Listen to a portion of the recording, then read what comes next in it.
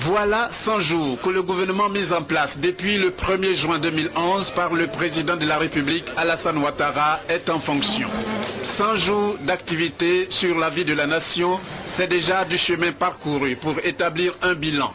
En prenant une telle initiative, le gouvernement entend faire un examen des activités et une autocritique en vue d'une bonne orientation des actions non encore accomplies. Le présent séminaire sera donc consacré à l'examen des actions menées ainsi que l'état d'avancement des actions et des activités inscrites au titre de la matrice d'action. Plus précisément, ce sera l'occasion pour chaque ministre de présenter les actions qu'il a réalisées et qui ont eu un impact direct ou indirect sur la vie des Ivoiriens. Le séminaire nous permettra également de nous rendre compte des difficultés et contraintes auxquelles les ministres ont été confrontés afin de proposer des solutions pour lever les obstacles. Il sera enfin l'occasion de dégager les perspectives d'action, l'objectif étant de faire en sorte que nous puissions parvenir à réaliser intégralement les actions inscrites dans la matrice ou, à tout le moins, atteindre un taux de réalisation appréciable. En ouvrant ce séminaire, le président de la République Alassane Ouattara a estimé que ce type d'exercice est nécessaire pour la marche du gouvernement. Cet exercice permettra de consolider les acquis obtenus et de confirmer, si besoin en était, l'engagement de tous à lever les obstacles et à amorcer la relance économique et le développement de notre pays. Pour ma part, je me réjouis que depuis la formation du gouvernement, nous ayons ensemble enregistré des avancées considérables en matière de bonne gouvernance dans certains domaines tels que la ponctualité, la restauration de l'image de l'institution présidentielle, la tenue régulière des conseils des ministres, la célérité et la fluidité du travail gouvernemental,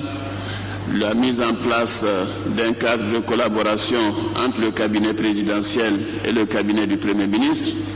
l'installation des présidents et membres d'institutions importantes de notre pays, telles que le Conseil constitutionnel,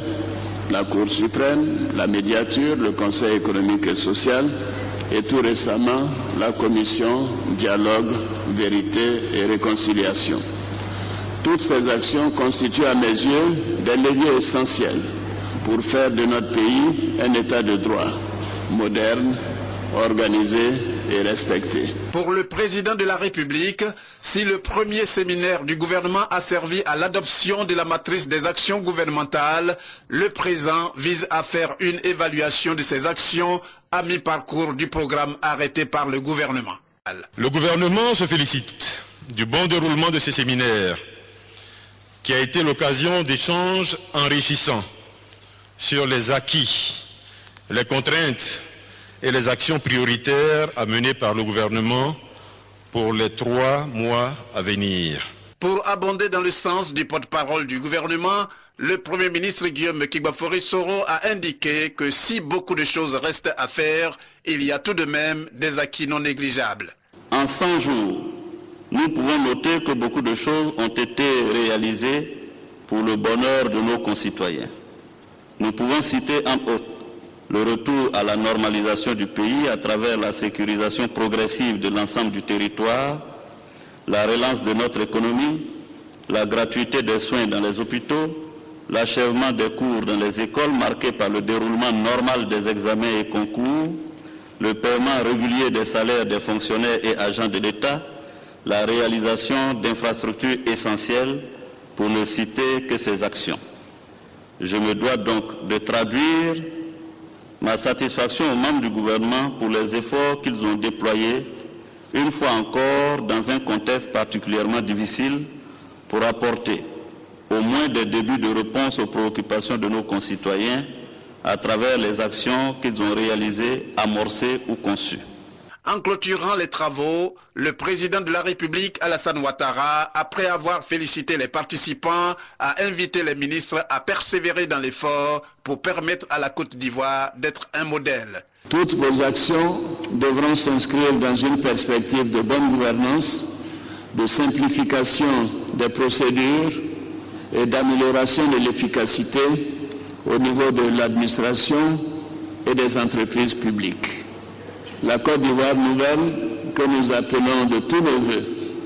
doit pouvoir offrir les fruits de la croissance retrouvée qui doivent être distribués dans un souci d'équité et de solidarité. Pour cela, le gouvernement doit prendre la juste mesure des préoccupations des populations, mettre en œuvre des réformes et veiller à leur suivi et leur réalisation effective.